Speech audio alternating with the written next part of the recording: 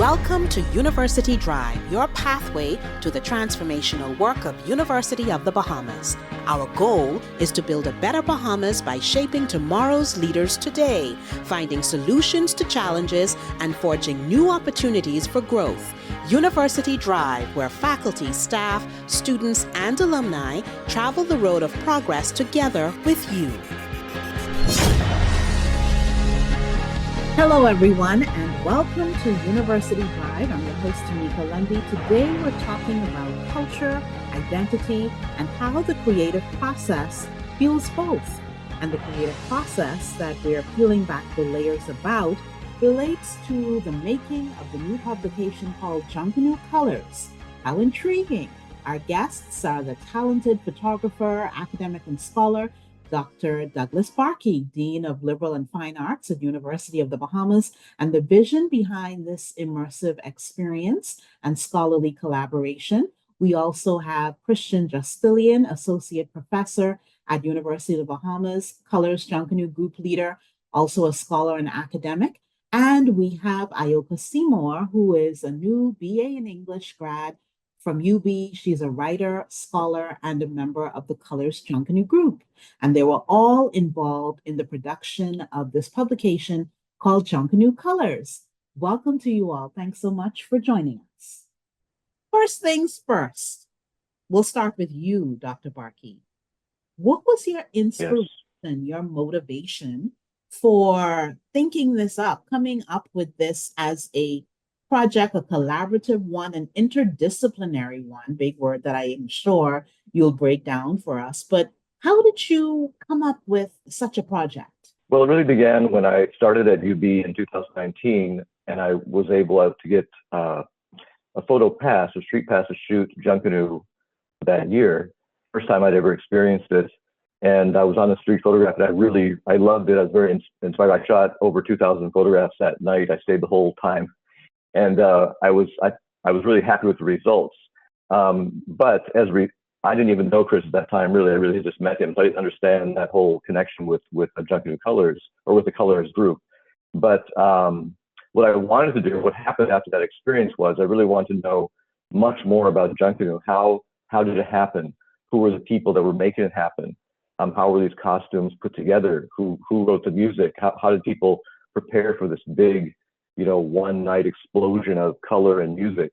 And so that started the conversation. When I found out that Chris was the leader of Colours, and I had also talked to various other Junkanoo leaders, I became interested in seeing if I could attach myself, embed myself into Junkanoo groups so I could really come to an understanding of what it takes to put this together. And so really the book came out of that, but really the first part was just wanting to gain knowledge, wanting to learn about this cultural phenomenon and understand it better, and then to photograph it. And by photographing it, it helps me to understand it. And then also I can convey part of my experience, my joy or energy that I receive from being in the Junkanoo parade on the street with everyone else, and convey that through images to others. And so at first it was just a matter of just make the photographs, just create a body of work, right? And then after that, over time, that sort of evolved into a book and looking for writers to write about it and interviewing Chris for much of the content and so on. So it was a evolution of a project really, but started with that one night in 2019 of just participating in Junkanoo as a photographer. I'm so fascinated by the fact that in 2019 it led you to want to know more. Tell me about the feelings that you had, not only photographing it, but experiencing Junkanoo at that time. Well, I tell you what amazed me was the fans. If you've ever been to a soccer match in Europe or South America, the fans are crazy. Like they're just constantly yelling for their team. And Junkanoo is the same. It's like I would hear the groups would come down the street, and behind me as I'm photographing, and all these people yell at the top of their voices, "Go, you can do it," and shouting the name of their group, whatever it happens to be. And so that intensity was really interesting. Plus intensity of the actual performers. So they were out there. It didn't feel like sometimes you go to a parade, like I've been to the Macy's parade in New York many times, And it's pretty professional, and people just kind of march, do the thing, they play some music, but there's really no passion. And on the street in Nassau, you're seeing this incredible intensity, this desire to put it all, leave it all in the street, you know, with all your energy. The fact that they go all night, right, come around again for a second round, you know, there's just so much there to really experience. So I really felt like that energy, the cleverness of the costumes, the way the costumes just took over someone's body, and the way they sort of expanded the body. They were like walking sculptures with this highly energetic human, you know, in the middle of it. Chris Justilien, is anything about what Dr. Barkey just said surprising for you? You know, Junkanoo is very much a part of who we are, and it's such an exciting and invigorating thing.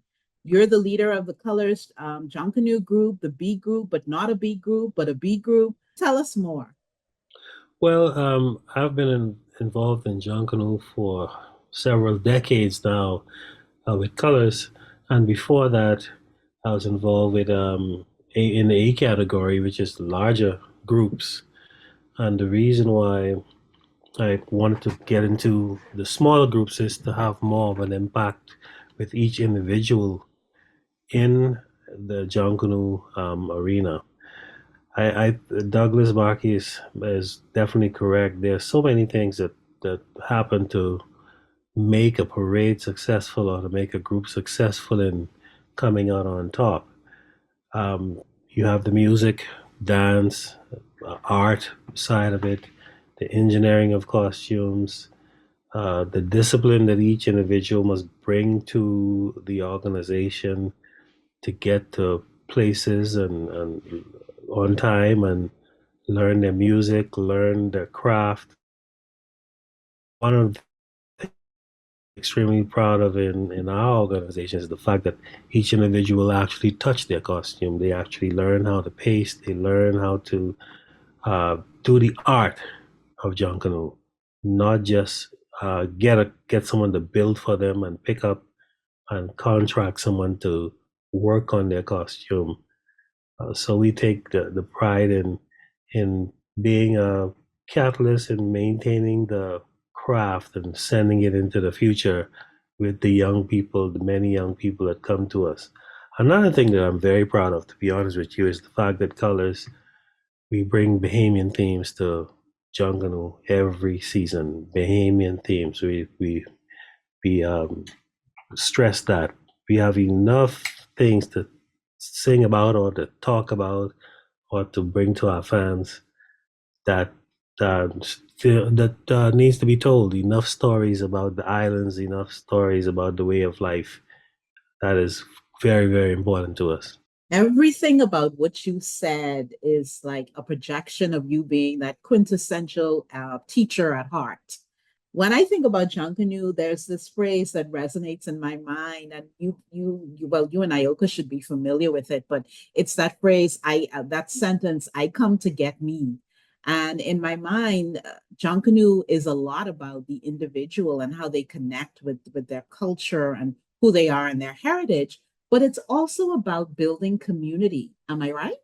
Most definitely. This is one of the few places, or a few instances that persons from all walks of life, if you think about it, prime ministers down to the people who are the janitors, the nurses, the doctors, the carpenters, students, young, old, skinny, fat, pretty, ugly, or pretty ugly. They all come together, and there's no chief in this tribe, because the most humble person you can meet may have the talent to build your costume, or maybe the best musician, or maybe the best dancer. There's no classism in this group. Everyone brings something to the table, and there's really little room for discrimination.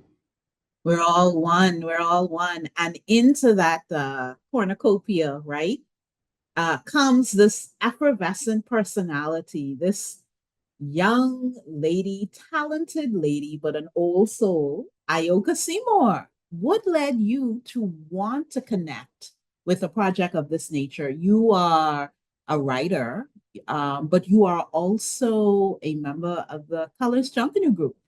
Tell me about how you became connected with this really intriguing project and process.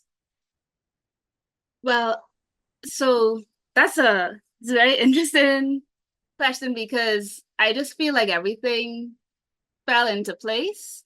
I'm new to the Junkanoo scene, relatively new. This will be my third season, but I love just behaving. I love Junkanoo. I was a spectator for most of my time. Like Dr. Barkey said, the fans and the energy. That is one thing I do miss. I loved being in the bleachers, cheering for the groups, all the energy. But I I joined Colours right after the first year after COVID because we were out for a while. Like we didn't have Junkanoo.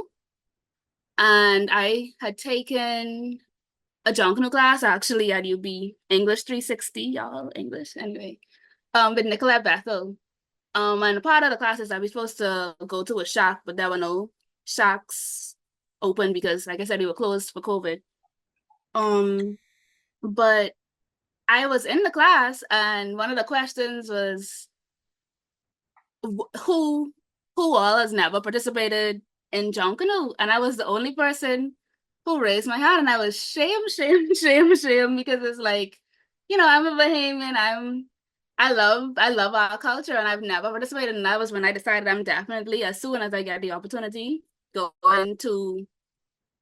going to participate. And so the next season, Junkanoo opened up. And I joined Colours because Colours is, like you say, it's not a B group, it's not an A group, it's a world-class group. And I want to be a part of it. I knew that I would learn about Junkanoo. I knew that it was safe. I knew that this was the group that fit me best. And ever since then, the Justilien said, we learn in the shack how to actually build our costumes. And I'm very much a girly girl. So in my piece, I talk about the shack. And when I got burnt from hot glue for the first time, I said that was like a christening, and that's when you earn your stripes in the shack. It's like, so nobody builds your costume for you. I mean, yes, you get help and people teach you, but you have to come and you have to paint, you have to staple, you have to bend the wires, and you have to actually do it. And I feel like that's a wonderful process, and also helps the art to not get lost. Because if someone's gonna do it for you every time, then when the older generation is no longer able to, who knows how to do it? So that's what I really appreciate about being a part of Colours. You learn how to continue the craft. But to answer your question, that's how I got involved in Junkanoo on the whole, officially. But to answer your question on how I got involved with this project, I mean, we used to be at rehearsal, and I saw Dean Barkey, taking photos. And I didn't really know what it was for at first. We were just practicing in the shack, learning our routine, having big practice. And he was just there taking photos. And one day, Dean Barkey approached me, and he told me about the project and asked if I would like to write a piece, because, like I said, I was an English major. I'm an English grad. And so I'm a writer. And I asked him what he wanted me to write about, and he said, the shack. And at first I felt kind of like, oh, I ain't no expert on the shack. But then when I thought about it, I go there, every day we had the shack for months. And I'm like, yeah, I do know quite a bit about what the shack is like. So I just told it from my perspective and what I experienced there. And that's how I ended up in Junkanoo Colours, the book. Mr. Justilien, she said the older generation. I know she can't be talking about you, right? She's talking about other people. She talking about the older people than me, not me. Yes, not you. You're the younger generation. So, Dr. Barkey, you were in the belly of the Colours Junkanoo group, right? You spent a lot Yeah, of time with them. You're an honorary member. So, right. tell me about the experience and how it all came together in a way that ended up making this publication so special. Well, I think an aspect that makes it distinct from other books on Junkanoo or other photography books is the fact that of the 168 pages in the book, 50 are dedicated to the rush. Everything else is really about the community that you were discussing earlier with Chris. And that really was my primary interest. I wanted to definitely show the performance and the extravagant costumes and sort of the finished look, the finished version, but I also wanted to really dig into how people got there, what was the process to get there. And so a lot of focus is on the community that makes it happen. So the book includes lots of images from rehearsal, from crafting things together, also social connections. I really tried to show how social relationships happen. There's a series of sports photographs, for example, of three men talking, and I remember that moment. They're all talking about religion, and so they were, and that's the thing that really made me, or a thing that was very fascinating, also was how the shack becomes this place of social encounter where anything is discussed, from politics to religion to, you know, even the actual things of Junkanoo, but everything else is discussed as well. And so I tried to capture that in the photographs, how people relating to each other, and really became a family in that regard. And that all led up to then performance. I thought it was important for people to understand, or the viewer to understand the people. Like I really wanted them to see the people. So I made a series of portraits as well, so people could just get a chance to look at and see someone. In fact, part of the book has like a double portrait. There's an image of the way the person came to rehearsal in their street clothes, and then an image of them from the night for Boxing Day when they're actually performing. And so that comparison, I think, is a really interesting comparison between their expression. So as they take on that character of the performance with the character just as they're coming off the street. And I thought that comparison, in a way, showed a lot about what Junkanoo was about. So taking on the identity, I think you brought up earlier, they taken on an identity of some kind for the performance. So that really was I think the crux of the book. Yeah, the purpose of it was exploring behind the scenes. Was there anything that stood out to you during this time that was surprising? I don't think I realized how much work Junkanoo. I mean, it's an amazing amount of work. There are people in the shack that go there every night of the week, every evening they're there. If they're not doing a costume, they're helping someone else. If they're not doing choreography or drawing or gluing, you know, they're involved in some way. So there's this core group of people that run the shack, and they're kind of, then other people come in and they get assistance in doing their costume. So that part of the amount of work was really pretty intense. The other thing was I saw the costume from zero grow to their final presentation, right? And so the stuff is made out of cardboard with rubber cement and wiring with pasted paper. The transformation is absolutely amazing. And, you know, besides my degree in photography, I have a degree in sculpture as well. And so I was very interested in the whole sculptural aspect of Junkanoo, because each costume is sort of like a walking sculpture in a way, like a live living sculpture. And so that whole process was interesting as well, how they're applying sculptural techniques to these costumes and creating these, you know, live, beautiful, colorful, extravagant presentations for Bay Street. There were others who were also a part of this. This is research, correct? What were you careful to do or not to do? What were you careful to preserve and maintain as a research project, even though this is research on such a vibrant and enthusiastic art form? Well, I started with the photographs first as a way of providing direction and providing a content for people to look at. And then when I had those kind of the final group laid together, the sort of the best of the thousands I took, then I invited the writers. I sent that layout to the writers, who I just sort of talked with about their interest, and I wanted a diversity of writers. So there is someone like Dr. Sarah Singh, who's an anthropologist and writer. There's Dr. Bethel, who writes, also an anthropologist. There's Tia Noglu, who is a art curator. There's Ayoka, for example, who is a participant and a writer. So I wanted those different perspectives. So the careful part was providing the photographs as sort of this framework within which people could react. So then people looked at the photographs and they brought their own perspective into it. Someone like Darren Bastian, for example, brought his more of a very poetic response to what it feels like to be out on the street.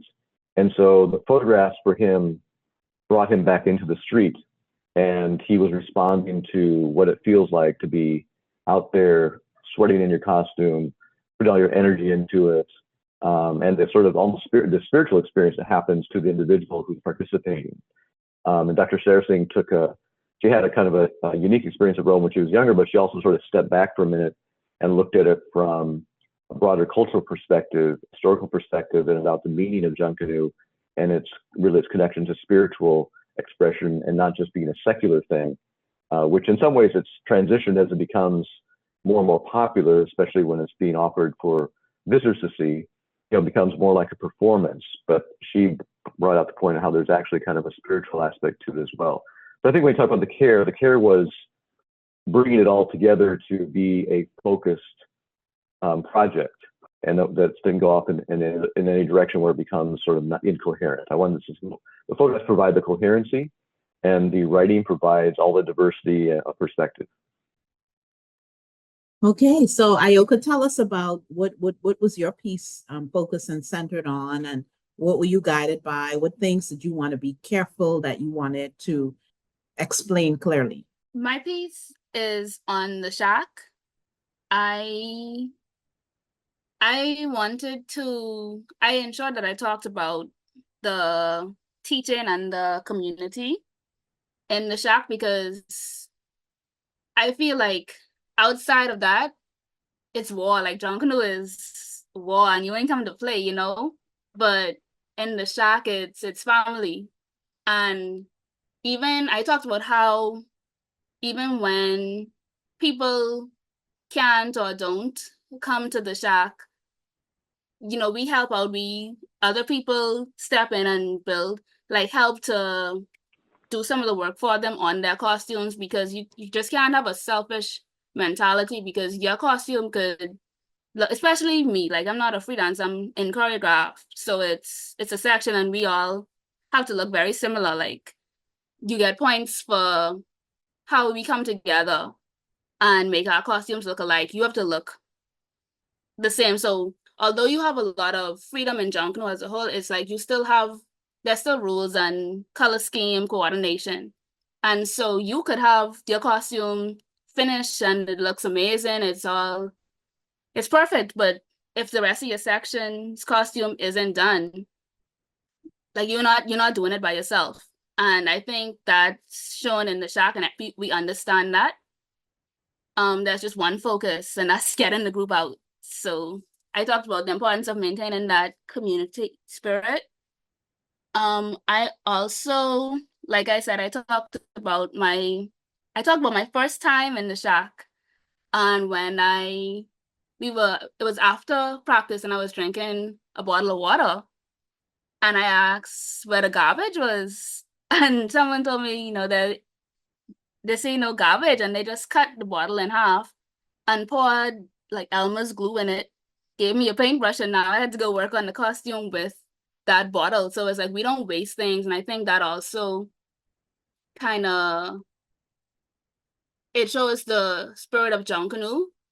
It is using these things that people might not think are important, cardboard, these things that are easily accessible, but we turn it into something that's beautiful and brilliant and can be appreciated. But I also said how you have to experience it to fully appreciate it. It's interesting, but I focus on the shack more than any other experience. I don't really go into the practice or the parade, just the build up, because I feel like that's really what makes Junkanoo. Truly fascinating. We have reached a break in the show. We are talking about Junkanoo and this publication called Junkanoo Colours with our guests Ayoka Seymour, Justilien, and Douglas Barkey. We'll take this break right now, but stay tuned. We'll be back after this.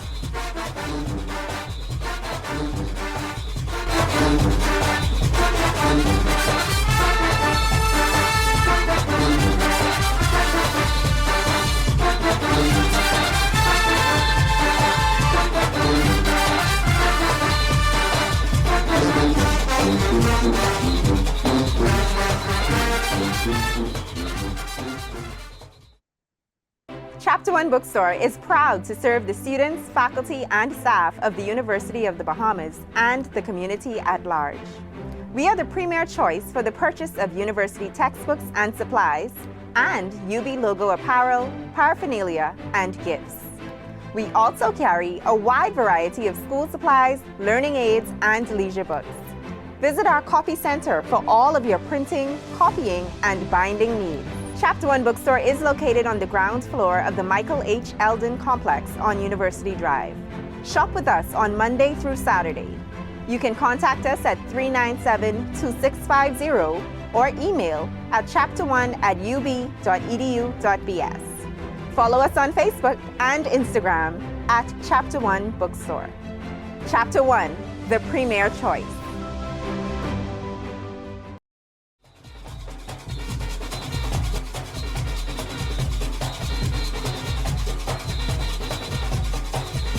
Welcome back to University Drive.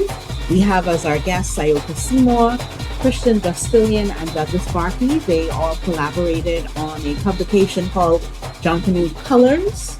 And before the break, we were talking about the process that all came together and culminated in the production of this book. But it's about Junkanoo, something that's very near and dear to us, something that is a very critical part of our culture and our heritage. Junkanoo as an art form, as an experience, but more so as an art form, it has evolved over the many years. Christian Justilien, you've seen that. You've been able to observe how much it's evolved. And this publication, which is out now, is a documentation of some of that. It's a reference point, I dare say. What are your thoughts about that?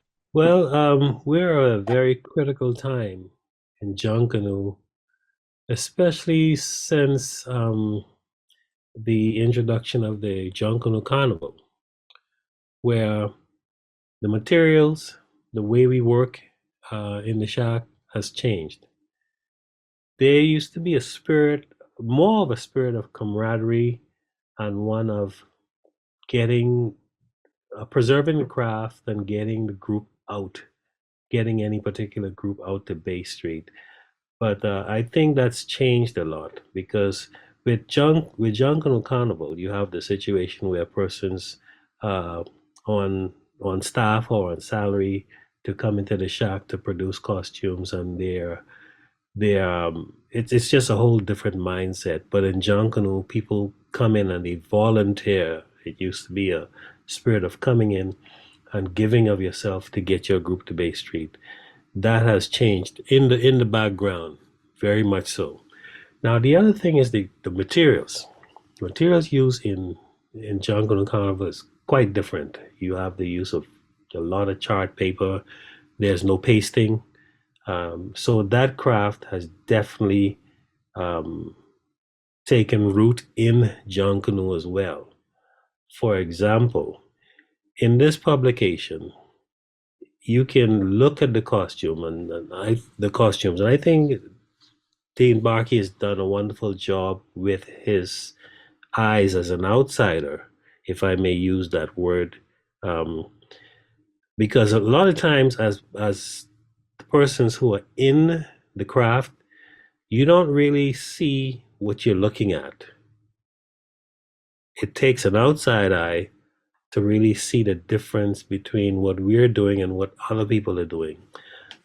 The photographs really depict the fringing, how you construct the costumes from cardboard to drawing, to going to white and then putting the lines in and someone actually laying crepe paper.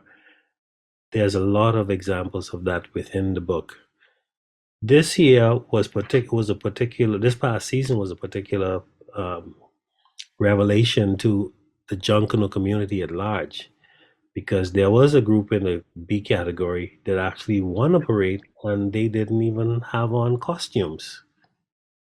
So we have relaxed the seriousness of how to preserve our culture because of the introduction of a whole new mindset.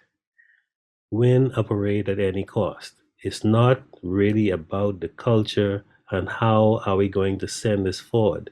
And I think the persons who are making these determinations of what is a Junkanoo costume, what is a best Junkanoo costume, they can't see what they're looking at anymore because there's all sorts of deviations from what Junkanoo used to be.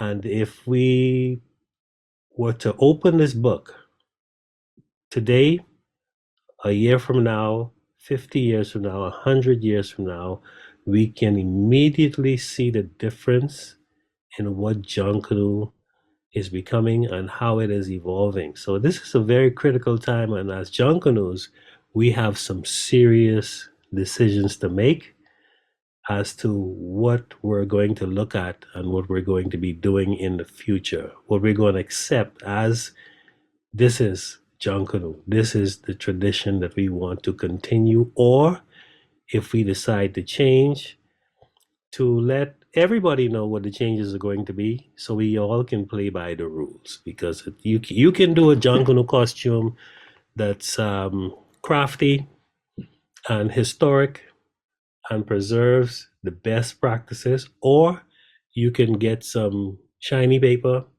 some towel. In fact, towel, if you look at it, the texture, if you look from afar, it looks almost like fringing. And groups are using towel. They're using new materials, which is fine because Junkanoo isn't what it was 50 years ago. But I think we need to manage the change a little better so that the groups that are practicing the tradition of Junkanoo, that they're being recognized for their contribution, and also they're playing by the rules. Because Junkanoo, we say it's a sport. It's not really a sport, in my opinion. It's a culture that we've inherited from our ancestors, and it's up to us to manage whether we're going to use certain materials or discard or disregard certain other materials. Because I always say Junkanoo wasn't always crepe paper. At one point, it used to be go get grandma a dress, go get some bush, some sisal, some thatch, go get some sponge, and let's go to Bay Street and have a good time. We've evolved from that to where crepe paper was introduced. If we're going to do away with crepe paper and introduce other things, let us make a decision as a community and see if this culture is worth staying here for a little while longer or a long time into the future. What is going to be the difference between us and Carnival and all the other festivals that we find all over the world? How much of what you're expressing relates to interpretation and subjectivity on the one hand, and the gap that exists because there might not be a whole lot of consistent documentation of what Junkanoo is, what is it that we want to project, what is it that we want to preserve, how do we want to evolve, because Junkanoo has evolved over the years, and having it documented as a part of our oral and public history and heritage that we can actually refer to. And in comes this publication, by the way, in that, I guess I would call it a gap, that space that exists for us to continue to document a little bit more regularly. What are your thoughts about that? One of the things that need to happen is that we have to institutionalize how we judge the parades. For example, I just completed a course that I hope may be of some assistance in that area called Junkanoo Studies. It's going to be an interdisciplinary course that brings in the art department, the music department, and the dance program that we recently introduced to the university. Persons that are chosen or selected to judge the parades, many of them, all due respect, have no training in that area. So they don't know what they're looking at. And you can't blame them because if If I were to ask you to judge music and you're not trained in the area of music, how can you actually be the best judge for that area? Because when I play a triad and it's a major triad and it's supposed to be a minor triad on that melody, you have no reference point. We select persons to judge. Choreography. If the choreographer has the training to do certain moves that are traditional in Junkanoo, certain moves that would definitely be a challenge for the section to execute, and someone comes down Bay Street and they're just two-stepping, that person may not even realize, wow, how did this dance section execute this move together? They have no clue. They're looking at movement, yes. They're going by a feeling, but not a training. If I were to have someone judge a costume on the construction and how this costume is able to bounce and move with a person carrying this costume, and it looks like a extraordinarily large costume, but it's carrying with such ease and doing things in that costume that the other person who has a stiff costume that's not moving, that is just coming down the street, and they win that best costume. So the person who is looking at that, if they have no idea of engineering and the work that goes into making that costume stable and stand erect without holding it by the neck to keep it on so it doesn't fall to the side. And if that costume win, we're not really doing the best job at promoting the best practice in all areas. I think several years ago, there was an introduction of using qualified and experienced persons in judging the parades. Persons who knew music were sought after to give their input or to make their determination on what is the best music. Persons who were from the dance community, where they were dance teachers, experienced choreographers, they were the ones who made the determination on what is the best dance choreography. Persons who were in the building area, architects, artists, persons who design and develop costumes, who had that history, they were called on to make the determination on what is a best costume. That is no longer the case. We're getting people, we put out an ad in the paper and ask the general public, would you like to be a Junkanoo judge? And they would sit in a room for a few weeks and put on the road to judge the parades. And many, we do have a lot of good judges, but many of them are not qualified. They don't have the training. And it's not anything bad on them. It's just that the system is not taking into consideration that I cannot sit in a room with no musical, dance, or design training for 6 to 8 weeks and learn about harmony, learn about dance moves, learn about costume construction, learn about the materials. What is crepe paper? What is tennis ball? What do you call tennis ball material? What is towel? What is chart paper? They have no training in that area. So everything looks the same to them, but it is not. And when groups win by taking the shortcuts, it is really a sad day for the ones who are putting the days and the weeks and the months into preserving the actual cultural aspect and the design and the historic aspect of Junkanoo. I invite anyone. You can walk in the Colours Shack any day, any day. We'll unlock the doors. You walk through. You will see pasted costumes in the larger percentage than all other materials used in Junkanoo. And that is my major concern. This book provides you with evidence from the day one when the cardboard reaches the shack on a truck to the time that we're ending the second lap on Bay and Shirley Street, what the costume look like. And you can see the pasting, you can see the craftsmanship, you can see the theme presentation, you can see the work that goes into getting colors to Bay. I'm glad to hear you address this because it is a long-standing kind of conversation that's been happening. But there is something to be said for paying strict attention to the science and the technique of how these things are produced. These wonderful representations are produced.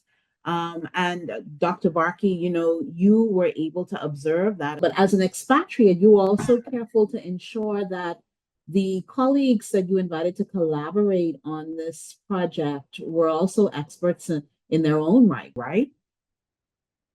Yeah, that's absolutely the case. And I think, I became very excited about Junkanoo, as I mentioned, when I first saw it, when I first experienced it.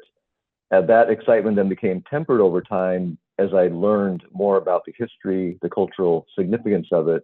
I talked to many, many people who are leading thinkers in the Bahamas about Junkanoo or just about cultural identity and so on the way to creating the book. So I sort of immersed myself in some of that before taking it on too heavily. I think Chris mentioned an important thing about my view as an outsider. As an outsider, you sort of bring a new view because you haven't become saturated or used to, or things haven't become old to you yet. And so when I come in, things are new, right? Someone like say Ayoka has rubber cemented things together and put costumes together. So for her, she's done it many times. When I come in, I'm seeing this process. And so I'm able to kind of step back in a way that someone who's done it 100 times can't because they've done it so much. So that outside view, I think, is important because it provides a certain new perspective or just a different perspective on it that can be then insightful. This book, in a way, is documents this one moment in time. It's the 2022 Junkanoo Festival, which was the first time Junkanoo was back after COVID. So that in itself is kind of significant, but also it captures the current technique. It captured the materials being used, the people involved. So that was very important. And then basically bringing in the writers that added this whole perspective that then they were able to interpret my photographs, provide the photographs context. So in a way, I'm offering, here's my view, right? Here's my perspective, all these photographs I've made, and now you look at it and respond. Tell us about your response.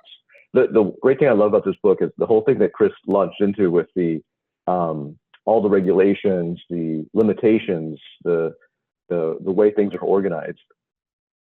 This book has provoked a lot of discussion around that. It's kind of interesting. When we've had a couple of panel discussions, people start talking about the book a little bit, but it immediately launches off into discussion of Junkanoo. So the book has become kind of a talking point, a provocation for talking about all the things around Junkanoo. How do we teach children about Junkanoo, for example? That's always a big important thing. What are the rules and regulations? How should we limit it?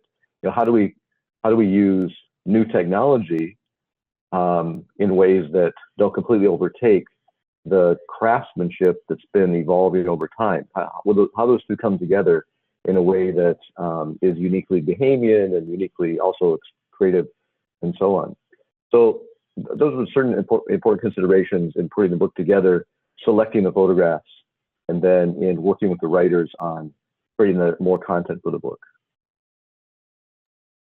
Okay, I'm going to ask this question now, and I'd really like a response from all of you. What do you hope that readers will take away from this book? Well, if I may jump in on that question, there's a word that I think we need to familiarize ourselves with in Junkanoo, even more so now than ever: integrity. Integrity. We have an awesome opportunity, and a lot of people may not like what I'm saying, but we have an awesome opportunity to not just teach the craft of Junkanoo, but shape attitudes for social development in this country. For example, I'm going to take a step back to Junior Junkanoo. Junior Junkanoo, over the years, I mean, over the decades, I would say, we have a missed opportunity in teaching our young people that they're short in life. For example, I taught at the government high school for nearly 10 years. Even back then, in the 90s, schools and school principals would allow outsiders, persons who graduated or persons who are from other schools, to come in and perform with their Junkanoo, with their schools, with their school, just to win over another school. That is the wrong messaging in my mind. I complained about it back in the 90s, and it's prevalent more so today than ever. There's no way in the world that I would encourage or endorse sending persons from the A or the B category group to rush with a primary or secondary school just to win a parade. Because that student that is in your group is going to have the mindset that I'm going to bring in persons, and it doesn't matter how I gain an advantage just to win a parade. I think you have an awesome opportunity to teach the young people, listen, whatever you have, do your best with it. And it can't just be about winning at all costs. The other thing that I have about the Junior Junkanoo program to complain about, if this is Junior Junkanoo, it should prepare them for Senior Junkanoo. We should do as much as we can to ensure that the students learn how to paste their own costume. If pasting is a part of the senior program, why are we not introducing pasting in the junior program? So the attitudes that we bring into the shack of working together, helping each other out, using the materials that fuel the senior parades, if we don't bring that into the junior parade, make it a part of it, even if it's not to the extent of the senior programs, we have an opportunity to introduce it. In the art classes, teach the students how to paste, how to use crepe paper, how to use contact cement, how to build the costume. So when they get to a Colours or Saxon or Valley or One Family or Redland, whatever group they decide to go on to, they would bring some skill into that organization and an appreciation for how to preserve this culture. We can't use cloth in a junior program exclusively and expect them to know and have them have an appreciation for what it takes to actually go to the after school program, learn how to dance properly, learn how to design costumes properly, and learn how to decorate, and so on and so on. In fact, I believe that it's cheaper to use crepe paper than all of the other materials that we're using. A sheet of crepe paper is under $1. A yard of some of the materials that we're using now is probably up to $10, $12, $15, $20 a yard. So it makes no economic sense. That's why a lot of groups find themselves in problems in getting to Bay Street with the limited sponsorship that is out there. But it also is it's a missed opportunity in really helping the young people to appreciate the art. And before I conclude this part of my statement, I'd like to thank all the many sponsors, including our sponsor, Leno Corporate Service, who come up every year with funds to assist the groups, because that's something that is few and far in between when it comes to the culture. We want for persons who are coming into the country to give more And seed funding is supposed to be, I think, seed funding would be best used in the younger organizations if they're utilizing the rules that are set in place and enforcing them. Because the groups that have been around 30, 40, 50, 60 years, they're probably well established and have good support from the community for the most part. But those of us who are the younger groups that are working with young people, well, I think that's where the impact needs to be made more of a focus. Valid points and all relevant to building excellence and the pipeline for talent and participation. Dr. Barkey, takeaways from the publication for readers. Yeah, I thought the title of the book was really important, and Colours Junkanoo Colours was meant to refer not just to the Colours chat group, but also to the color of Junkanoo. First of all, it's very colorful, visually colorful, but it's culturally colorful as well. There's colorful characters. There's the color of the character of the celebration. So I really wanted people to think about color beyond pigmentation, but thinking about sort of all the unique features that are just add color to our lives, I guess, in Junkanoo. And I really hope that at the end of the book that the viewer comes to appreciate the amount of work and creativity that goes into Junkanoo. But also I wanted to really communicate the joy of Junkanoo. That, because that's one thing I experienced, I didn't mention that earlier, because I mentioned intensity and passion, but the other thing that I saw, especially in Colours, was simply the joy of doing this. I mean, it's an amazing amount of work. People are at 2 a.m. in the shack. They're happily working.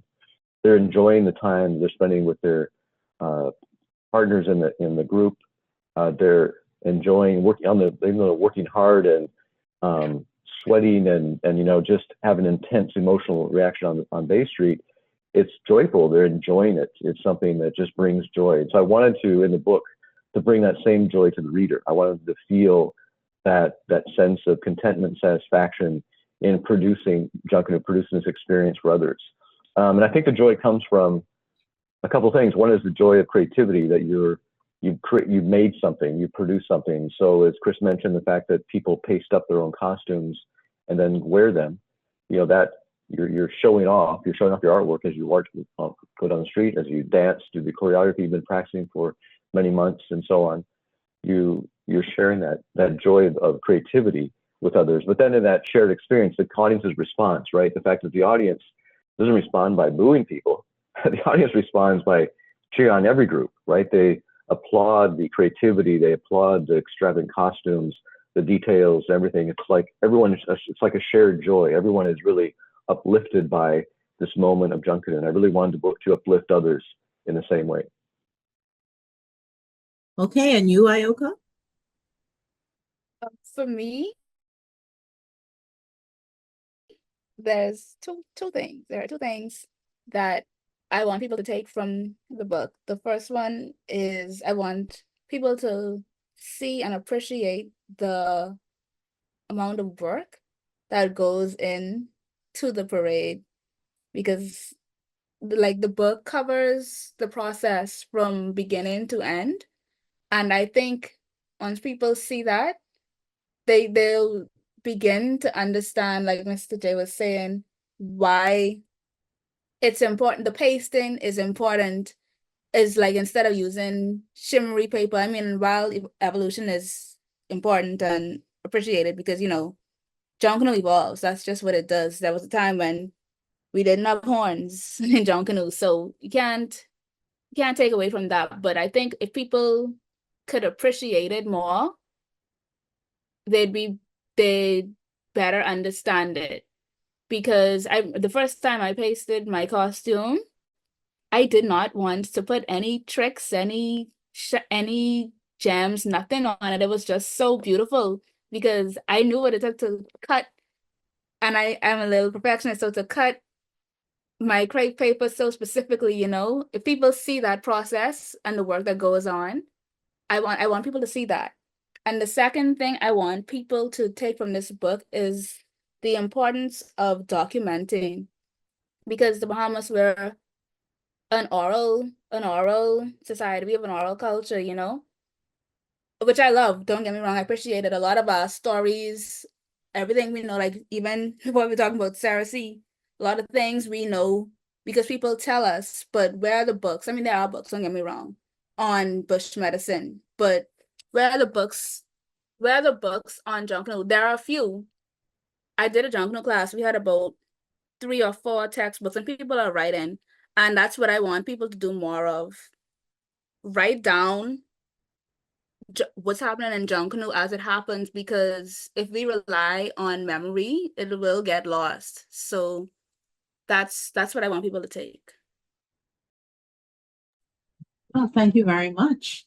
This has been a really fascinating conversation. And in the few minutes that we have left, I'm going to open it up now for our wrap-up comments from all of you. It's a wonderful piece of work. I invite people who are interested in connecting with Junkanoo and seeing the process of how it comes about to really reach out. Dr. Barkey, I don't know if you want to give information on how people can get a copy of the book who might be interested in reading it. Share that, please.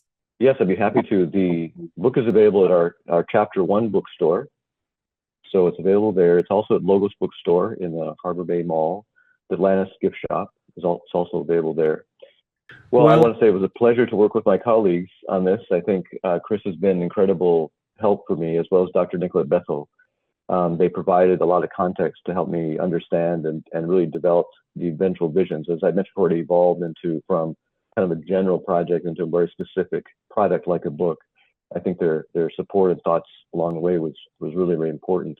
It's such an interdisciplinary topic, really, when you think about Junkanoo itself, just the fact that the costumes are sculptures, that there's music involved, dance involved, and then there's the actual performance itself. So there's just a lot of different aspects to it, which make it really rich to explore as a photographer. So I appreciate the opportunity. I'm so glad that Junkanoo was created. I had the opportunity to actually get on the street and participate with the Junkanoo Colours group and really make this book that is about them and also about all of Junkanoo. Well, I'd like to thank the team, the administrative team of Colours. We have a very dynamic group of persons who come together in training all of the different areas in our organization. And without their assistance, we really couldn't be as organized as we are. Leno has always, they have been by our side for some time now. I want to thank them again for their contribution and look forward to future collaboration. And I'd like to thank Dean Barkey for coming in. I remember the first time I took him to the shack just to take a look around. I saw the spark in his eyes, and this turned out to be a wonderful project. And I hope that everyone out there make an effort. Have a copy in your office. Have a copy at your school. Have a copy in our libraries, so that the word can be put out there of how Junkanoo is done, how we're trying to preserve this most significant art form for the future of the country. And I think this is a wonderful contribution to the future of Junkanoo. I would like to say that I'm also honored to be a part of this project, and thank you, Mr. J. Dean Barkey. I'd like to tell people that this, like I said, this is my 3rd season I'm going into, so I'm no expert, I'm learning, and I'm just offering what I have. So get involved. You should get involved in Junkanoo. You should get involved in projects like these. And it's not for people who've been there for decades, for years even. It's yours. Junkanoo is yours, and you could come to get you. Very good. Special thank you to our guests, Christian Justilien, Douglas Barkey, Ayoka Seymour, for joining us for this episode of University Drive. Thank you so much to our listeners for staying tuned in with us for this wonderful conversation. So please continue to stay connected with us. This has been University Drive. Join us again for another episode next time, same place. Take care, everyone.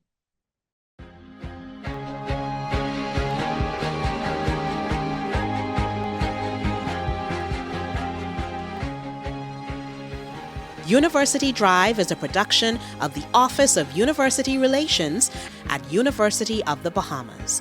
All rights reserved.